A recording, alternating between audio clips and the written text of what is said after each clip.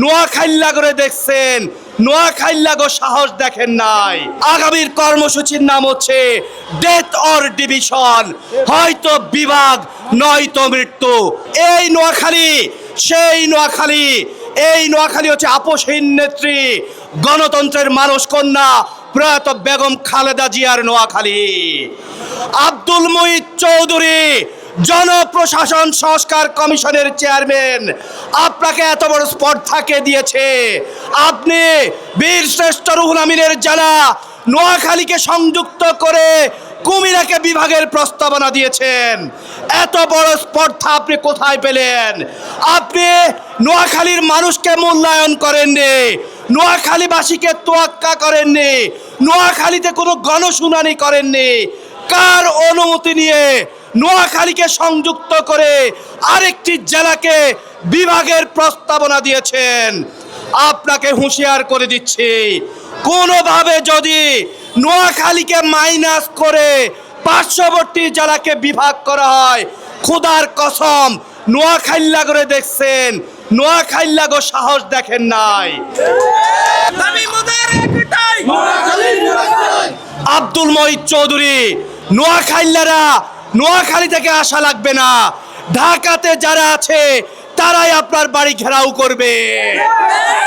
আপনারা দেখেছেন বিগত তত্ত্বাবধায়কের সময় আমাদের যেদিন জুলাই সনদে স্বাক্ষর হয়েছিল, সেদিন বৃহত্তর নোয়াখালীর লক্ষ লক্ষ জনতা সকল কিছুকে উপেক্ষা করে জাতীয় সংসদ ভবন ঘেরাও করেছিল নোয়াখালীকে বিভাগের দাবিতে।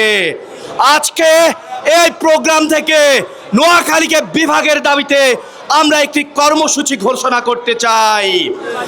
আর সেই কর্মসূচির নাম হচ্ছে, আপনারা দেখেছেন আমাদের শ্রদ্ধেয় মির্জা ফখরুল ইসলাম সাহেব, তিনি কিছুদিন আগে গতকালকে নাকি বলেছেন খুব সম্প্রতি তিনি নোয়াখালীকে বাদ দিয়ে আরেকটি জেলাকে উনি বিভাগ ঘোষণা করবেন। এই স্পর্ধা দেখাইয়েন না, নোয়াখালী ছাড়া অন্য কিছু ভাবিয়েন না। রাজপথ অচল করে দিব, পুরো ঢাকা শহর অচল হয়ে যাবে। নোয়াখাইল্লারা শাহবাগ ঘেরাও করবে, ঢাকা শহর ঘেরাও করবে। ঢাকাতে যত ব্যবসায়ী আছে প্রত্যেকটা ব্যবসায়ী ব্যবসা প্রতিষ্ঠান বন্ধ করে দিবে। যারা ব্যাংকার আছে ব্যাংকে কর্মবিরতি দিবে। যে যেখানে আছে সেখান থেকে রাজপথে নোয়াখালীকে বিভাগের দাবিতে দুর্বার আন্দোলন গড়ে তোলা হবে। এক বিন্দুও ছাড় দেওয়া হবে না। তাই নোয়াখালীকে বিভাগের দাবিতে আগামীতে একটি কর্মসূচি ঘোষণা করছি।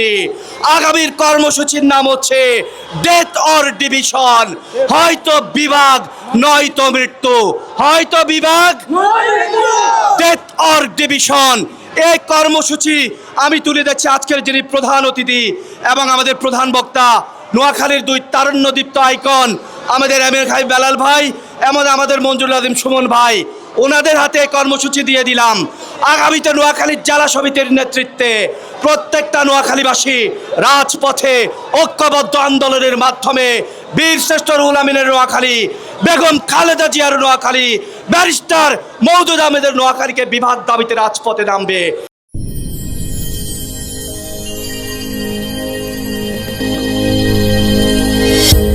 ভিশন 24, দৃষ্টিতে বিস্ময়।